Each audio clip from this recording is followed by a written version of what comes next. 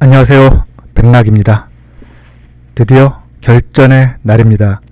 서울특별시장 선거에 민주당 후보로 나선 박주민, 정원호 등 후보들에 대한 본경선 투표가 7일부터 9일까지 진행되니까요. 마침 저한테도 더불어민주당에서 카톡 보내왔네요.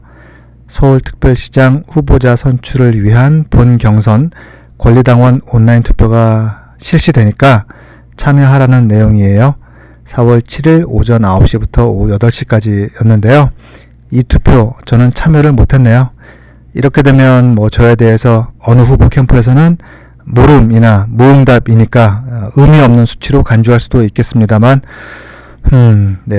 진실을 말하자면 박주민이나 정원호나 다 좋다는 생각입니다.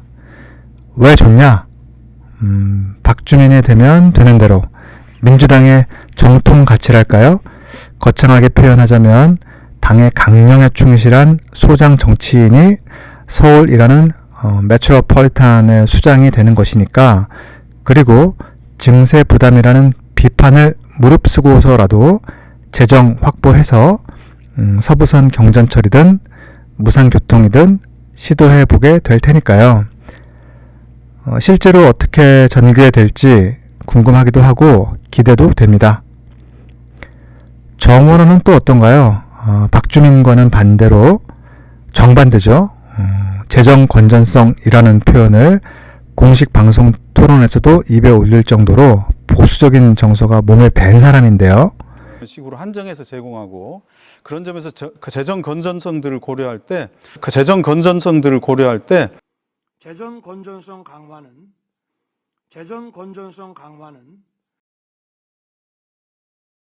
더불어민주당이라는 간판만 빌려서 걸어놓은 채 장차 그런 보수정당 라이크한 시정을 펼칠 때, 첫째는 민주당 구성원들은 어떤 기분이 들게 될지, 민주당 지평이 정원호 덕분에 넓어지는구나 하면서 좋아할지 어떨지. 둘째는 옛날 민주노동당 계열 또는 오늘날 기본소득당처럼 민주당 플랫폼을 영리하게 활용하고 있던 진보, 좌파 색깔의 정치 그룹들이 이제 민주당의 핵심적인 전장이랄까, 배틀필드 현장이 보수, 우파적으로 움직이는 것을 보면서 어떤 궁리를 하게 될지, 우와, 이거 민주당이 우리나라 정치 스펙트럼의 왼쪽을 환하게 비워주는구나 이러면서 좋아할지 어떨지, 이건 역시 궁금해지는 거지요. 아니, 백락은 무슨 근거로 그렇게 딱 양분해서 정리하는 거냐? 왜 박주민은 정통 민주당이고 왜 정원호는 탈민주당이냐 하실 수도 있겠지요. 아마 경선 방송 토론을 진지하게 시청하거나 경청하셨다면 확인하셨겠지요. 문재인 대통령 시대로 돌아간 게 아닌가 싶을 만큼 박주민은 재정 확대, 재정 수입 지출에 몰두해 있고 정원호는 그 반대라는 걸요. 대형 쇼핑몰이라든지 백화점들이 부담하는 교통 유발 부담금이 있는데요. 여기서 추가적으로 발생하는 재정이 연간 8천억에서 1조 정도 될 것으로 특히 교통 유발 부담금을 1조 원을 마련하겠다는 구상 방금 말씀해 주셨는데, 대형 쇼핑몰이라든지 백화점 같은 데서 내는 돈입니다. 백화점이나 그런 데서 그걸 받으면 그게 고스란히 또 다시 전가되지 않을까요? 크게 봐서는 이제 재정에 대한 견해 차이, 그리고 국가나 지방자치단체 역할에 대해서도 기존 민주당 색깔이 더하냐 덜하냐 차이가 있지요. 출근 시간 자체를 굉장히 유연하게 조정을 해서 혼잡도를 떨어뜨리는 그런 패키지 정책을 상상이 됩니까?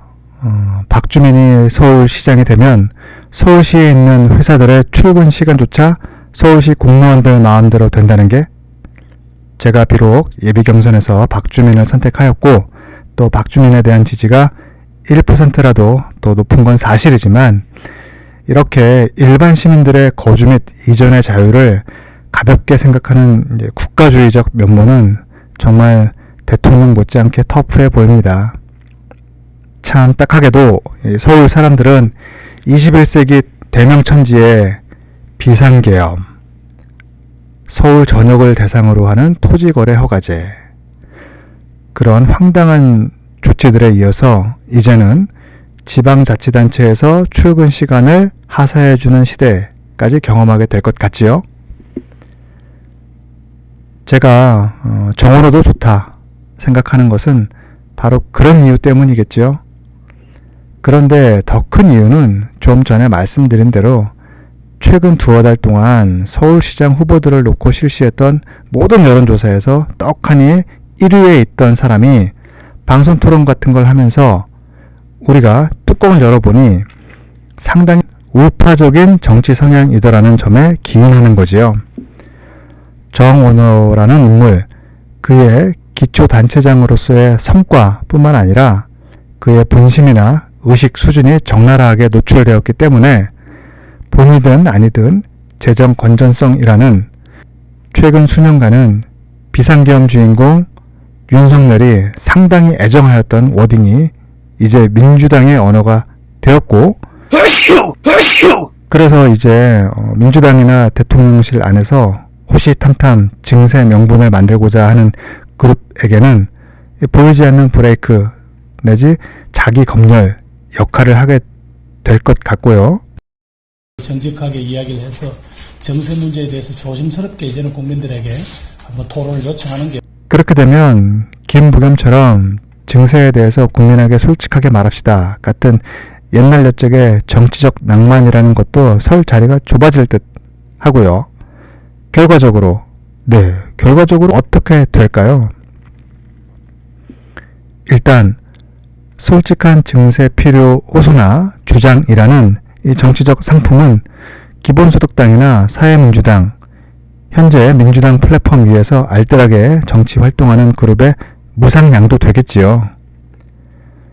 부의 재분배라는 말만 들어도 설렜던 옛 동지들은 이제 민주당을 떠나서 기본소득당이나 사회민주당을 기웃거리게 되지 않을까요? 그리고 국민의힘에는 어떤 영향을 주게 될까요? 정말 메가톤급 파괴적 영향이 있을 것 같습니다. 이번 이란 공격에서 감행된 에픽 퓨어리 작전에서도 사용됐다는 토마호크 순항 미사일급이라고 해야 할지도요. 아마 정당 존립의 근거 자체를 뒤흔들 수도 있다는 것을 느끼기 때문에 그들이 정원호 칸쿤 출장에 그렇게 목을 매는 것이라고 생각됩니다.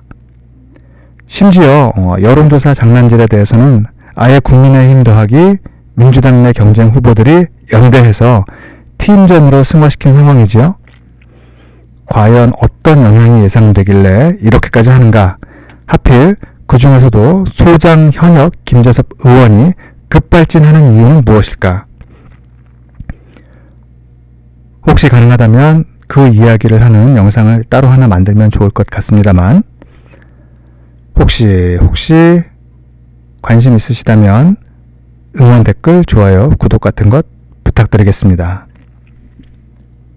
아무래나 작금 정원호의 존재만으로도 대한민국 정치 스펙트럼의 좌우를 크게 흔들고 있는 이런 상황에서 칸쿤 출장? 정말 멋이 중한디 한탄의 절로 나옵니다. 설사 정원호가 소설 구운몽의 주인공 성진처럼 836급 미인들하고 멕시코 휴양지에서 실컷 탕진하고 왔다고 한들 실제 법규에 어긋나는 게 없다면 뭐라고 할 수 있나요?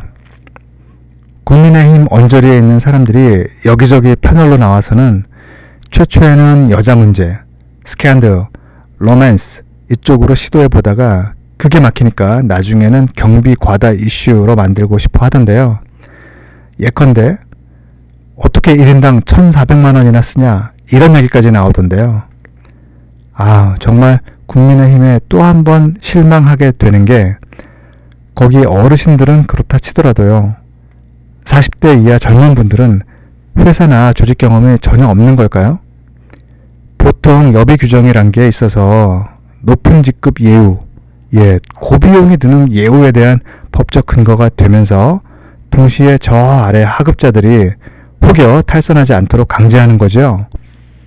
말하자면 세계 7대 도시라는 서울, 센터에 자리 잡고 도시 브랜드 순위가 서울 25개구 가운데 당당히 1위라는 성동구, 거기 최고위직인데 여비 규정에 해외 출장 때 어느 등급 좌석 타라고 되어 있겠습니까? 높은 등급이겠죠. 인천에서 미국, 멕시코 이렇게 오가는 국적기의 높은 등급 좌석이면 얼마짜리겠습니까? 비싸겠죠.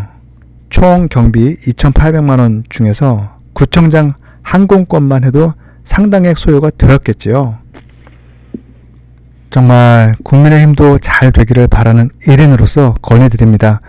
정치 신인 발굴 급하기도 하고 어렵기도 하겠지만, 그래서 늘 경황 없이 하시겠지만 가급적 보통 시민의 삶, 회사원 경력도 좀 있는 분들을 많이 모시면 어떨지요. 그렇게 하면 국민의힘 사이드에서 이런 뻘소리가 나오는 경우는 좀 줄어들 것 같습니다.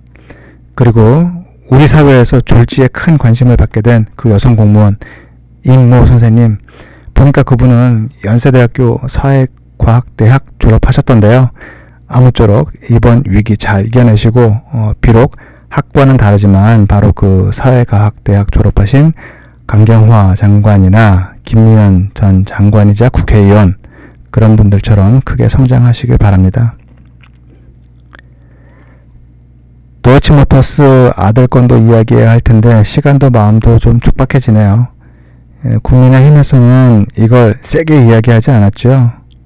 혹여 누군가 국민의힘 소속인데 이걸 세게 이야기한다면 그 사람은 뭐랄까, 나름 정의의 사도 같은 존재겠죠. 떡하니 이제 김건희 주가 조작에 음울한 흔적이 묻어있는 사안이니까요. 박주민 후보나 캠프 쪽에서 이걸 세게 따졌지요. 이재명 대통령에게 당시 시점이 중요한 때였는데 그걸 모르고 주가 조작 연루 회사 아들이나 만나느냐, 그 정도로 정무적 감각이 없느냐, 이런 식으로 말이지요.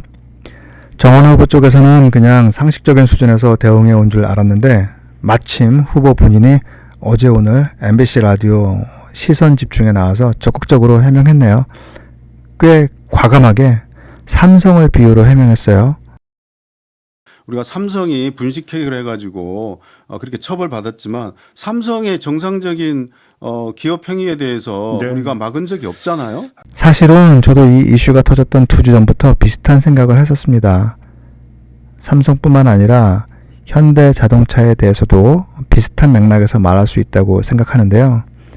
지금은 기억에서 많이 사라졌겠지만 현대 노동자들의 농성 중에 식칼 테러가 2번이나 발생했었죠.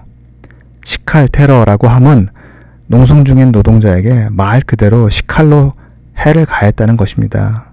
현대중공업, 현대자동차 이 두 회사지요.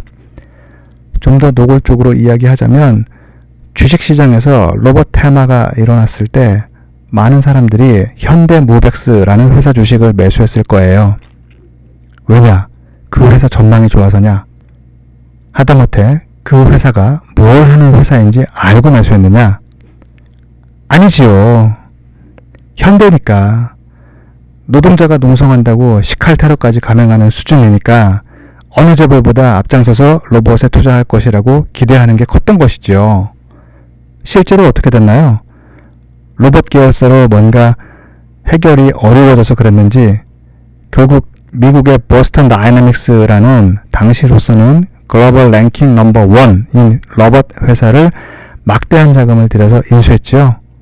한국 노동운동사에 길이 남을 악명을 떨친 현대, 그 중에서도 제일 잘 나가는 현대자동차, 창업주 손자인 현 대표와 이재명 대통령 간의 최근 친목 도모하는 모습들 어떻게 보시는지요? 노동자에 대한 식칼 테러는 식칼 테러인 것이고, 오늘날 대한민국의 이른바 동반 성장을 위한 정재계 협력은 협력인 것이겠지요. 뭐 설마 식칼 테러보다 주가 조작이 더 큰 범죄다 이렇게 반박하는 사람은 별로 없겠죠. 도이치모터스 그 회사에서 성동구 지역사회에 얼마나 이바지하는지까지는 모르겠습니다만 주가 조작 가담 회사에서나마 그 돈이라도 객출해내지 않으면 그런 정도의 서비스나마 세금으로 유지한다는 보장도 없을 테니 결국 주민들 손해겠지요. 인정하기 어려울 수도 있고 뭔가 찝찝하다고 느낄 수도 있겠습니다만 정원호는 구청의 장으로서 나름 묵민을 하고자 그랬던 것이라고 이해해 줄 수 없는 걸까요? 만약 이걸 이해 못 해준다면 이재명 대통령이 현대자동차 대표 만나는 것도 역시 이해 못 해줘야 하는 것 아니겠습니까? 아이고 더 있네요. 뭐 아기씨 굿당 일도 있고 여론조사 수치 갖고 장난치라는 것도 있고 글쎄요. 저 같은 사람은 칸쿤 출장권도 이해가 되고 도이치모터스 아들권도 이해가 되어서 그런지 이런 정도 이슈들은 딱 와닿지 않네요. 뭐 정원호가 엄청 좋다. 정원호가 서울시장이 되면 좋겠다. 그런 이유는 물론 아니고 앞에서 말씀드린 대로 정원호의 존재, 정원호가 불쑥불쑥 내뱉는 말만으로도 향후 대한민국 정치 스펙트럼이 좌우로 크게 요동칠 것 같다는 전망, 그것 때문이지요. 무엇이 중요한디? 바로 변화가 필요하다는 것이고 정원호는 그 자신이 의도했든 아니했든 그런 기대를 품게 만들고 있다. 그것이 중요하다. 이런 말씀입니다. 물론 그 기대가 계속 유효하려면 정원호는 이번 경선에서 이겨야겠지요.